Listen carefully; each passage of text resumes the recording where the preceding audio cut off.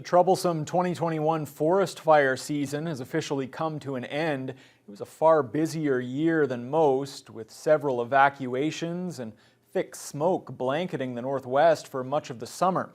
As Adam Riley reports, some records were broken this year as well. It's surely one that will earn a place in our organization's memory in many respects. Out of the record-shattering 793,000 hectares burned by forest fires in Ontario this year, the vast majority were here in the Northwest, with nearly 780 hectares burned as a result of the 989 fires that ignited between the Manitoba-Ontario border and Marathon. According to Fire Information Officer Chris Marchand, much of the heavier fire activity, which saw larger community-threatening fires, took place in the Red Lake region. Particularly where we call the elbow. It's where that corner of the boundary makes an angled turn. That area in particular is very fire prone.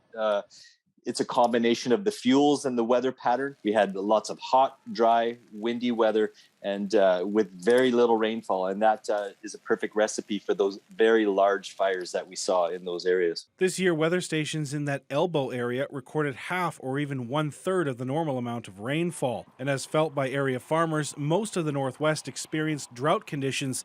And as a result, the AFFES will be tracking those conditions and factoring them into the fire hazard for next spring. Marchand notes, in addition to the overall hectares burned in the Northwest, two of the largest fires seen in the region, one in the Kenora district and one in the Red Lake district, surpassed records themselves, one of which achieving a notable accolade. The Kenora 51 fire is actually the largest fire on record now in Ontario at 200,677 hectares.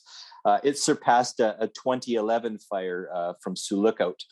And that fire accounted for, 1/4 of the hectares burned this season in Ontario. As for 2022, Marchand says it's difficult to predict what the next fire season will bring, but is hopeful they will see manageable situations that will have minimal impact on people, lives, and property. Adam Riley, TBT News.